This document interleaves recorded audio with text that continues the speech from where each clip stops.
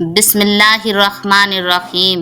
السلام علیکم ورحمۃ اللہ وبرکاتہ۔ میرے پیارے دوستو، آج ہم آپ کو اللہ کے پیارے نبی حضرت محمد صلی اللہ تعالیٰ علیہ وسلم کی بچپن کا پورا واقعہ سنائیں گے، جس کو سن کر آپ کا ایمان تازہ ہو جائے گا۔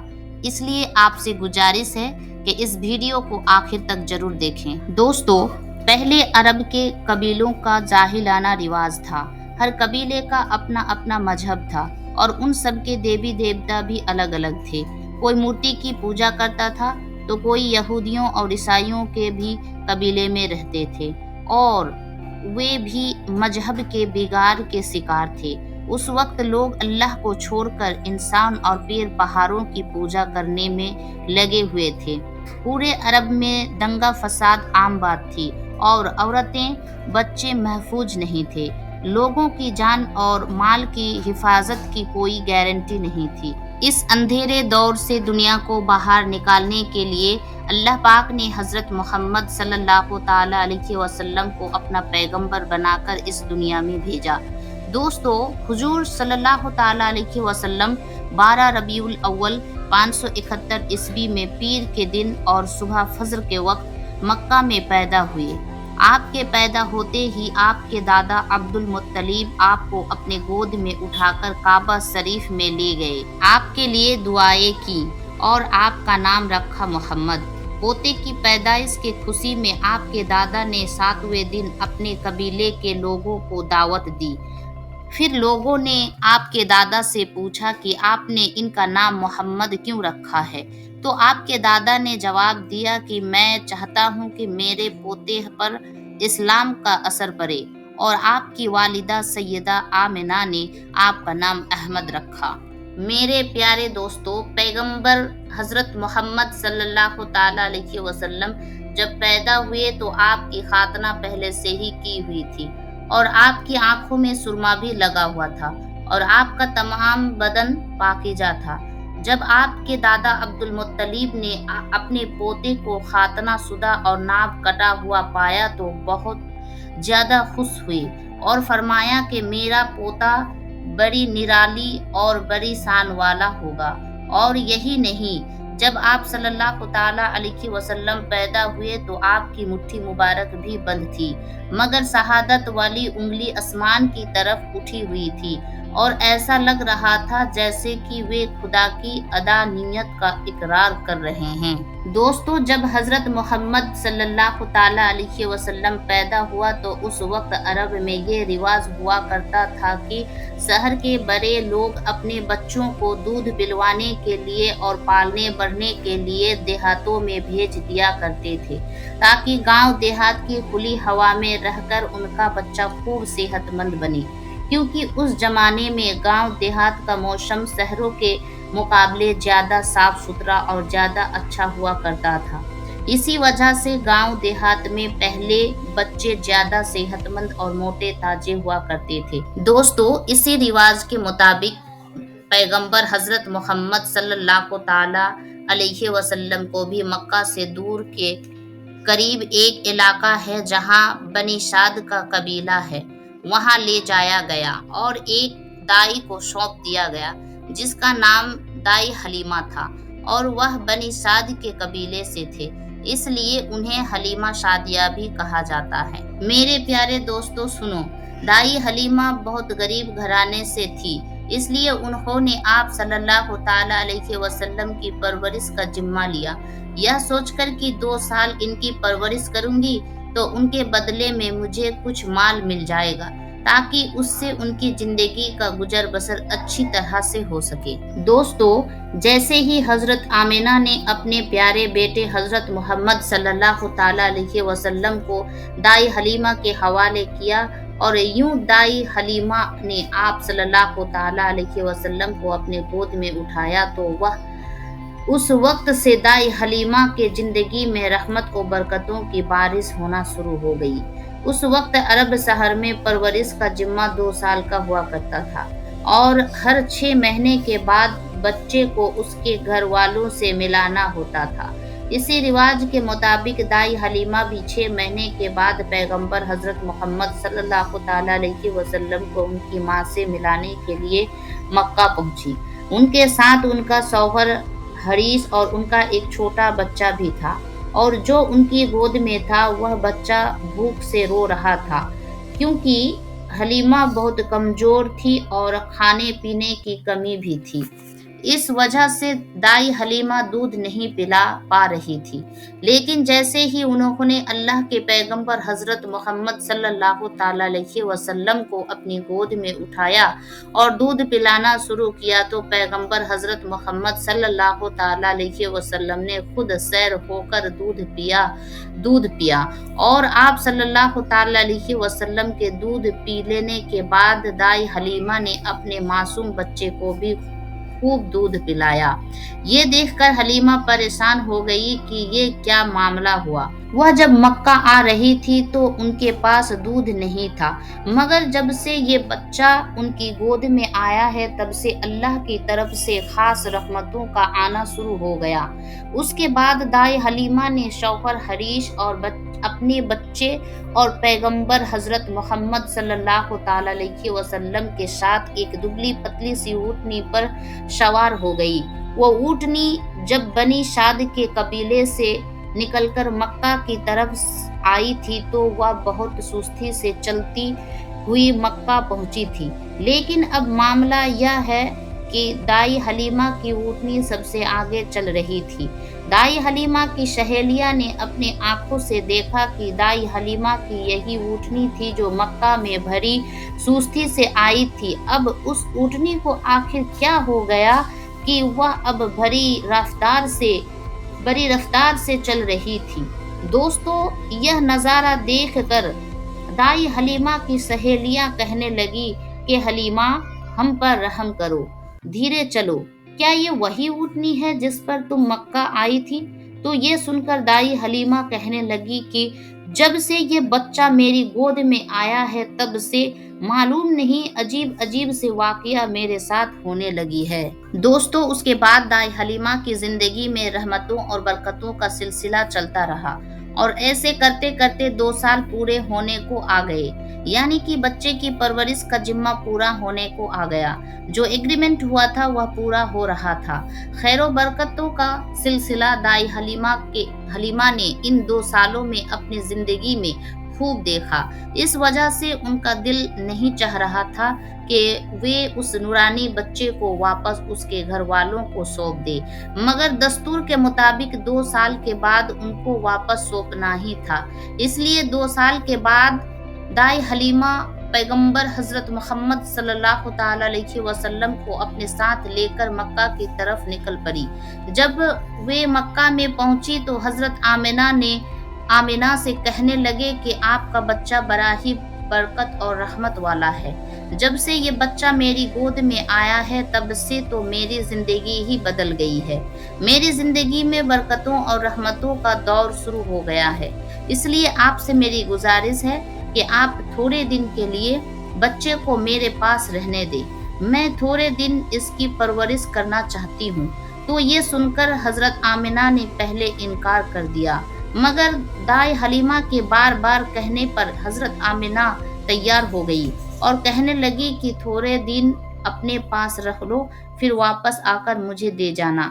اس طرح سے دائی حلیمہ آپ صلی اللہ تعالیٰ علیہ وسلم کو واپس اپنے ساتھ لے گئی۔ دوستو، ایسے کرتے کرتے پیغمبر حضرت محمد صلی اللہ تعالیٰ علیہ وسلم کی عمر مبارک 4 سال کی ہو گئی۔ جب آپ کی عمر مبارک 4 سال کی ہوئی تو ایک دن آپ دائی حلیمہ کے گھر کے باہر کچھ بچوں کے ساتھ کھیل رہے تھے، اور ان میں حلیمہ سعدیہ کا ایک بیٹا جو حضرت محمد صلی اللہ تعالیٰ علیہ وسلم کا دودھ شریک بھائی بھی تھا۔ وہ سب کھیل رہے تھے کہ اچانک آپ زمین پر گر گئے اور آپ کے چہرے اور جسم کا رنگ پوری طرح سے بدل گیا۔ دوستو، کتابوں میں ہے کہ اس وقت حضرت جبرائیل علیہ السلام پہلی بار حضرت محمد صلی اللہ تعالیٰ علیہ وسلم سے ملنے آئے تھے۔ جیسے ہی حضرت جبرائیل آپ کے پاس آئے تو آپ کو زمین پر لٹا کر آپ کے سینے کو چیر دیا اور آپ کے دل کو باہر نکال لیا۔ اس کے بعد آپ کے دل کو زمزم کے پانی سے دھویا اور آپ کے دل پر جو ایک کالے رنگ کا چھوٹا سا لوتھڑا تھا اس کو ہٹا دیا اور یہ کہا کہ آج سے شیطان کے حصے کو دور کر دیا، اور اس کے بعد آپ کے دل کو واپس آپ کے سینے میں رکھ دیا۔ میرے عزیز دوستو، یہ نظارہ دیکھ کر آپ کے ساتھ کھیل رہے بچے گھبرا گئے کہ آپ کو کیا ہو گیا، اس لیے وہ دورے دائی حلیمہ کے پاس پہنچ گئے اور کہنے لگے کہ محمد کا کسی نے قتل کر دیا ہے۔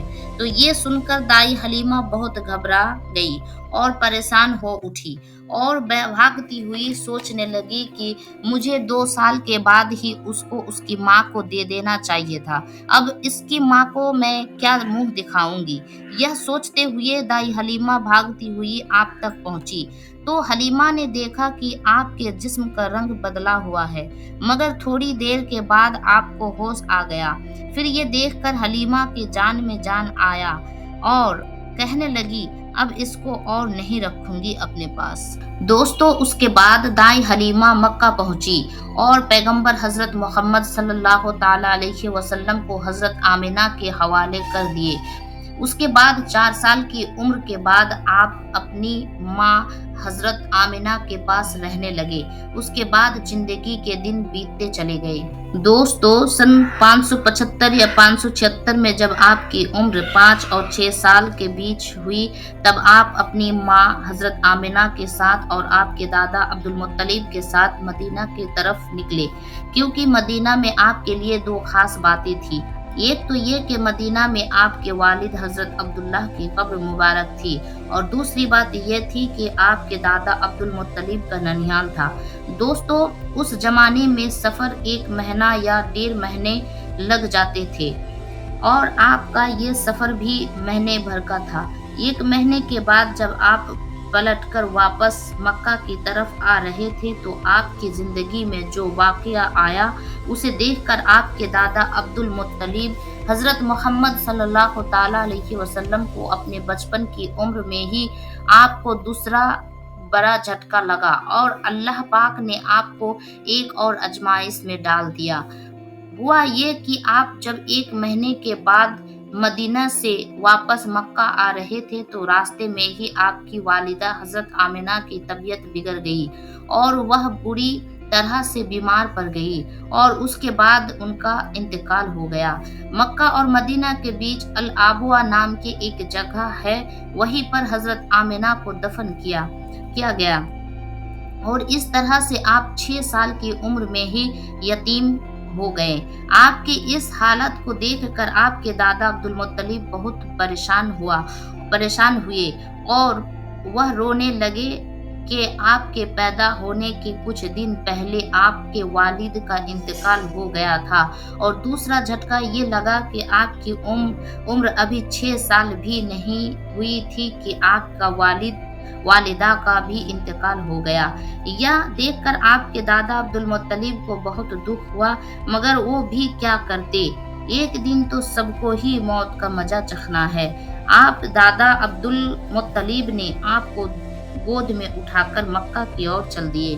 دوستو، ذرا اب سوچ کر دیکھیں کہ ان بچے پر کیا بیتی ہوگی جو بچپن میں ہی یتیم ہو جاتے ہیں، جن کے والد اور والدہ جب بچپن میں ہی گزر جائے تو ان بچوں کو لوگ دھتکار بھری نظروں سے دیکھتے ہیں، اور ایسے بچوں کے ساتھ اچھا برتاؤ بھی نہیں کیا جاتا۔ مگر آپ کے ساتھ اللہ کی مدد تھی، جیسے کہ اللہ نے خود قرآن پاک میں ارشاد فرمایا ہے کہ آپ یتیم ہونے پر اللہ کی مدد آپ کے ساتھ تھی، اسی وجہ سے آپ کے ساتھ اچھا معاملہ پیش آیا اور اللہ پاک نے آپ کو سہارا دیا۔ اس کے بعد آپ کے دادا عبد المطلب آپ کو ساتھ لے کر مکہ چل دیے۔ آپ کے گھر میں غم کے ماحول تھا۔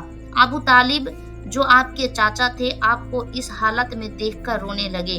ابو طالب آپ کو بہت چاہتے تھے اور عبد المطلب اپنے بیٹوں سے زیادہ، اپنے پوتوں سے زیادہ محمد مصطفیٰ صلی اللہ تعالی علیہ وسلم کو چاہتے تھے۔ میرے پیارے دوستو، ہم آپ کو بتا دیں کہ عبد المطلب وہ شخص تھے جو پورے شہر کے سردار تھے اور ان کی لوگ سب سے زیادہ عزت کیا کرتے تھے۔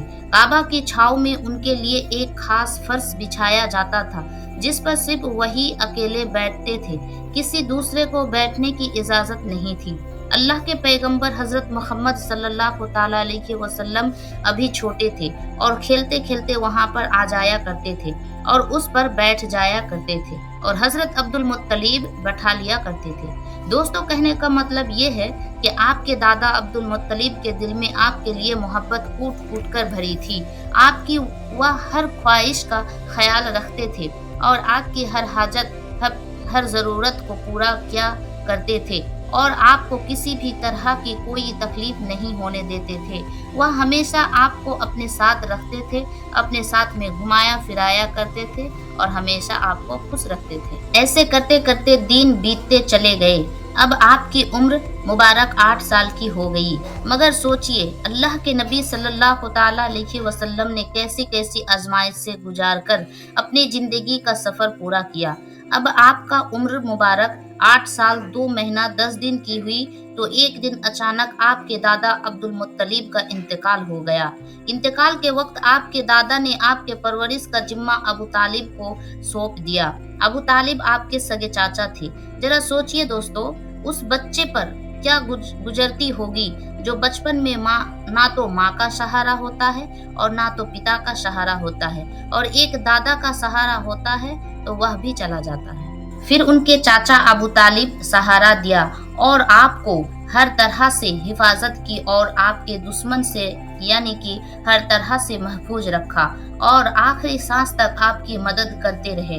حالانکہ ابو طالب پیسے والے نہیں تھے، پھر بھی آپ کو کسی بھی بات کی کمی ہونے نہیں دی اور آپ جس بھی چیز کی خواہش کرتے تھے وہ پوری کر دیتے تھے۔ اسی طرح سے دن بیتتے چلے گئے۔ ابو طالب جدھر بھی سفر میں جاتے تھے، آپ حضرات محمد مصطفیٰ صلی اللہ تعالیٰ علیہ وسلم کو ساتھ لے کر جاتے تھے، کیونکہ اس زمانے میں سفر بہت لمبا ہوا کرتا تھا اور آپ کو کسی کے بھی بھروسے چھوڑ کر نہیں جایا کرتے تھے۔ ایک بار ابو طالب اپنے قافلے کے ساتھ ملک شام کی طرف تجارت کے لیے روانہ ہوئے، کیونکہ پہلے عرب میں جو لوگ تھے، خاص کر کے قریش کے لوگوں کا امپورٹ ایکسپورٹ کا بزنس تھا، یعنی وہ ایک جگہ سے سامان خریدتے تھے اور دوسرے جگہ پر لے جا کر اس کو بیچ دیتے تھے۔ اس طرح سے وہ سامان خریدتے اور بیچتے تھے۔ دوستو، ابو طالب کا یہ قافلہ ملک شام کے بارڈر پہ پہنچا تو رات ہو چکی تھی، اس لیے انہوں نے وہیں پر اپنا پڑاؤ ڈالا تاکہ وہ وہیں پر رات گزار سکے اور اپنی تھکان دور کر سکے۔ دوستو، اس زمانے میں راہب ہوا کرتے تھے جو ایک جگہ سے دوسری جگہ پیدل جایا کرتے تھے۔ اس زمانے میں ایک عیسائی راہب تھا، یعنی ایک کرسچن راہب تھا جو لوگوں کی رہنمائی کرتا تھا۔ وہ کبھی اپنے گھر سے باہر نہیں نکلتا تھا، یعنی ہمیشہ اپنے گھر کے اندر ہی رہتا تھا۔ جب ان کو معلوم چلا کہ ان کے سامنے کسی نے پڑاؤ ڈالا ہے تو وہ دوڑتا ہوا ان کے پاس آیا اور پیغمبر حضرت محمد مصطفیٰ صلی اللہ تعالیٰ علیہ وسلم کو لے لیا اور ابو طالب سے کہنے لگا کہ یہ بچہ ساری دنیا کا سردار بن کر آیا ہے۔ اس کی یہ بات سن کر ابو طالب حیران ہوا اور پوچھنے لگے کہ تمہیں کیسے پتا؟ تم کو کس نے بتایا ہے کہ یہ بچہ ساری دنیا کا سردار بن کر آیا ہے؟